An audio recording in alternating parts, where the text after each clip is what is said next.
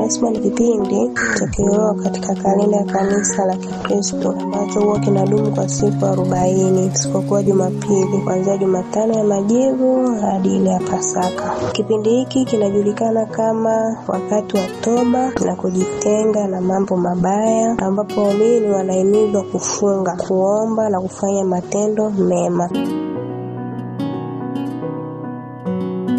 Suala la imani ya kiroho katika jamii nyingi ulimwenguni limeshika nafasi kubwa sana katika maisha ya watu, kwani vipo baadhi ya vitabu vya dini vinaeleza kuwa lengo la kuumbwa mwanadamu ni kuja kumwabudu Mwenyezi Mungu kwa namna tofauti tofauti, ikiwemo kufunga, kutoa sadaka, kusali kwa Wakristo na kuswali kwa Waislamu, pamoja na kufanya matendo mema na ya huruma ambayo yanampendeza Mungu wao.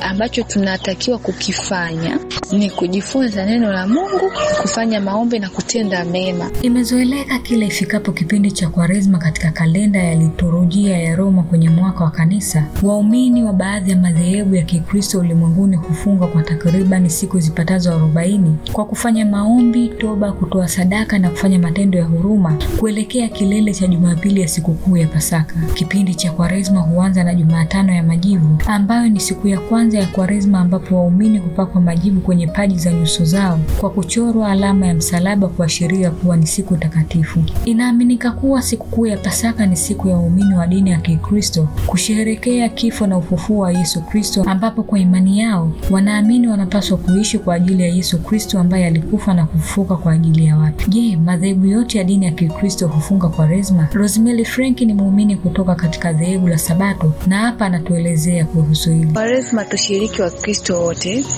Nizungumzie sisi wa Sabato. Sisi wa Sabato hatuna Kwaresma. Hatuna Kwaresma na wala hakuna sehemu katika kitabu chetu cha dini kilichoandika kwamba kuna Kwaresma ya kufunga siku 40. Sisi funga kwetu ni ibada. Hatuna Kwaresma lakini tunafunga kama jinsi ambavyo wengine wanafunga. Lakini katika funga yetu sisi wa Sabato, kanisa letu lina utaratibu. Kila mwaka unapoanza mwezi wa kwanza ule tunakuaga na siku za maombi. Zile siku za maombi kwani maombi ya kumshukuru Mungu kutoka katika mwaka mwingine kuja katika mwaka huu hapa. Ni mwaka wa kibinadamu, siku 365 hizi za kibinadamu. Tunaomba tena Mungu atupatie neema katika siku hizi zijazo kutembea na Mungu, kutusimamia kufanya kile ambacho Mungu anataka tufanye ili nini kusudi lake liweze kutimizwa. Kwa hiyo tunakuaga ile Januari tunakuaga na siku 10 za maombi, siku 10 za maombi, kufunga na kuomba, na tunakuwa na masomo specific. Mfuatiliaji wa kurasa zetu za mitandao ya kijamii Instagram ACD Simulizi na kule mjini YouTube kwa jina la Shomari Msumi, ni kukaribisha katika makala hii inayoangazia sababu zinazowafanya vijana wengi kushindwa kufanya ibada ya funga katika karne hii kutokana na imani zao. Mwandaaji na msimulizi wa makala hii ni mimi Halima Msumi. Karibu.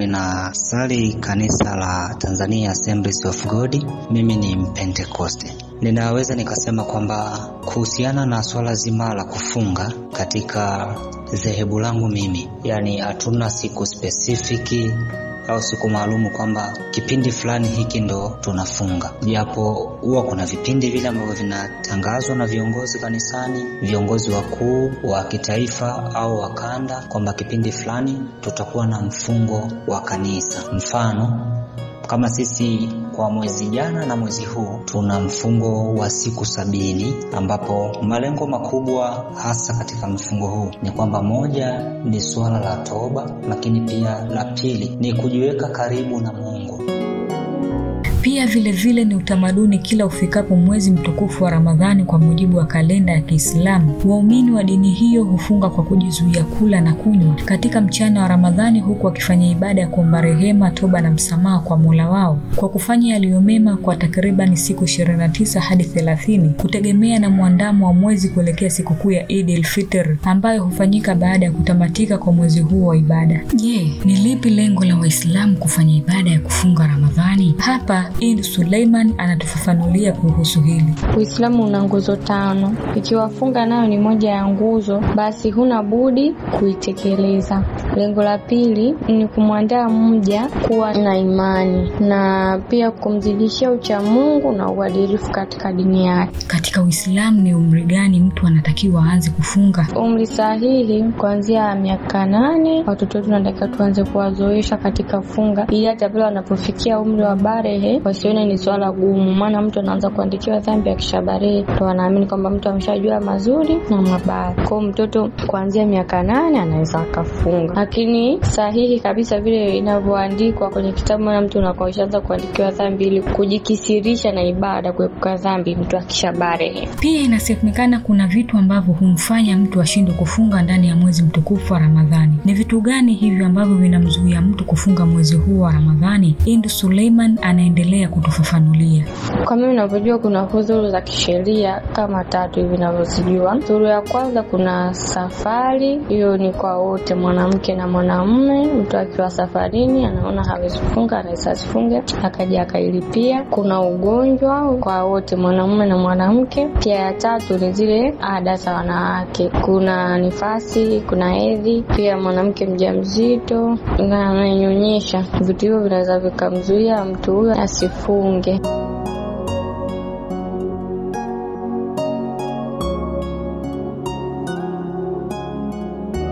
Wasemavyo wahenga kuwa kila mahali kuna sheria na taratibu zake.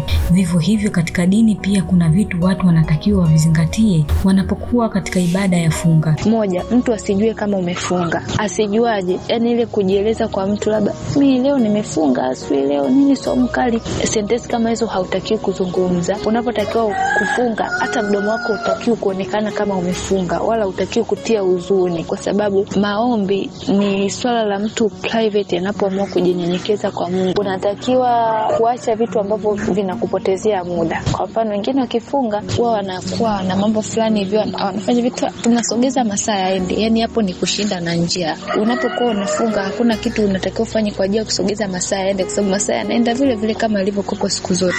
Kwa kipindi cha miaka hivi karibuni kumekuwa na idadi kubwa ya vijana ambao ni waumini wa dini ya Kikristo na Kiislamu ambao wanashindwa kutekeleza ibada ya mfungo wa mwezi mtukufu wa Ramadhani na Kwaresma, tofauti na miaka ya nyuma ambapo ibada hiyo ilikuwa ikizingatiwa kwa hali ya juu. Ni kipi haswa kinachowafanya vijana katika miaka hivi karibuni washindwe kufunga? Amina Kiraba anatuelezea. Kinachosababisha watu wengi, vijana wengi kutokufunga mwezi mtukufu wa Ramadhani na Kwaresma, cha kwanza ni malezi. Yaani sasa hivi wazazi wengi wamekuwa wakijisahau kuasisitiza watoto wao kuhusiana na swala zima la dini. Evarist Magodi anatuelezea. Mtazamo wangu mimi ni hali ya mwamko wa kidini kwa sasa ni imepoa tofauti na kipindi cha nyuma. Yaani saa hizi sawa vijana wengi kujihusisha kwenye masuala ya kidini wanajihusisha, ila imekuwa ni kama fashion au kutengeneza utambulisho tu kwamba mimi ni Mkristo, mimi ni Muislamu, yani niwe na identity, lakini kuishi kulingana na maadili ya dini husika, yani kuishi mfano kulingana na Uislamu unavyotaka, Ukristo unavyotaka, kwa sasa imekuwa tofauti na kipindi cha nyuma.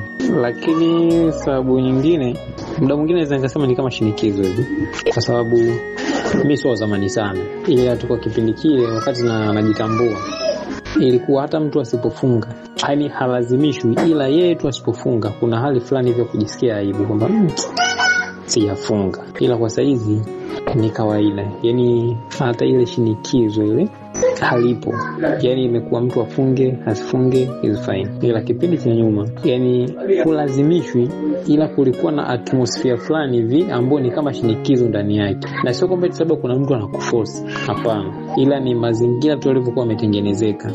Ila saizi uhuru ni upo, yani uhuru mpitiliza. Sababu nyingine naweza nikasema labda ni nadharia, yani kuna ile nadharia kwamba ninahitaji nguvu ili niweze kufanya mambo yangu kwa ufanisi, iwe ni shule iwe ni wapi, ninahitaji kuwa na nguvu. Sasa ili niwe na nguvu nahitaji nile, nikifunga means kwamba sili, na nisipokula sitakuwa na nguvu. Ndio maana hata Ukiangalia hata kuna content ambavyo vinatumatuma na mara nyingi huwa ni kwa vikionyesha kwa upande wa Uislamu. Ili unakuta mtu amefunga afu anaonekana amechoka, amenyongonyea. Sababu nyingine mimi naona ni mtindo tu wa maisha sasa. Ni mtindo ambao unafanya vijana wengi kuwa katika ile hali ya ni starehe, kujiachia. Sasa kuna wengine anaona kabisa nikifunga nitakuwa najinafikia. Kwa sababu nikifunga ili nifunge yani saumu yangu iwe kabisa saumu ya kweli, inabidi nijilimit, kuna vitu nisifanye. Sasa mtu anaona nishinde njaa alafu nijinafikia hivyo vitu kwamba nisifanye afu nafanya, anaona kama ni uongo, kwamba ni bora tu nisifunge nile maisha yaendelee kama kawaida. Rosemary Frankie anatuelezea kitu kinachowafanya vijana wengi hivi karibuni washinde kufunga ni kuto kuamini katika nguvu ya Mungu, na watu wengine wamekuwa wavivu kujifunza kuhusiana na habari za Mungu.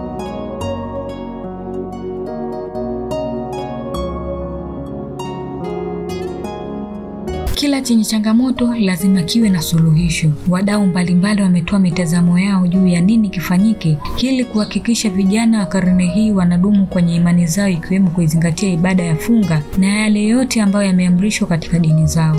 Ili kuhakikisha vijana wanadumu kwenye imani zao, elimu ya kidini, viongozi pamoja na walezi na wazazi wanatakiwa kutoa elimu kuhusu mafundisho ya dini kupitia semina, makongamano au vikundi vya kujifunza ambavyo vinawasaidia vijana kuelewa umuhimu wa ibada kama vile kufunga. Kipi kifanyike ili kuhakikisha katika karne hiyo vijana wengi wanadumu kwenye imani zao? Kwanza kabisa ni kuwekea vijana misingi, sio wanapokuwa vijana kuanzia watoto. Ili jambo la kiimani, ili kudumisha imani linatakiwa lianzie utotoni mapema sana. Sisi tunaoendelea kwa wazazi na ambao tayari wamebarikiwa kupata watoto, yani mtengenezee mtoto wako msingi wa kumwamini Mungu katika imani tangu akiwa mtoto. Sisi Biblia imeandika hivi, mlee mtoto katika njia impasayo, naye hata iacha hata atakapokuwa mzee. Na mpaka kufikia hapo, mpendwa mfuatiliaji wa kurasa zetu za ACD Simulizi na Shomari Msumi, tunatia nanga katika makala haya yanayoangazia kuhusiana na sababu zipi zinazowafanya vijana wa kileo kushindwa kudumu katika imani zao, ikiwemo kuzingatia ibada ya funga mwezi mtukufu wa Ramadhani na Kwaresma. Mwandaaji na msimuliaji wako wa makala hii ni mimi Halima Msumi. Usiache kuendelea kufuatilia vipindi vinavyoendelea kutoka hapa ACD Simulizi na Shomari Msumi. Tukutane wakati mwingine. Kwaheri.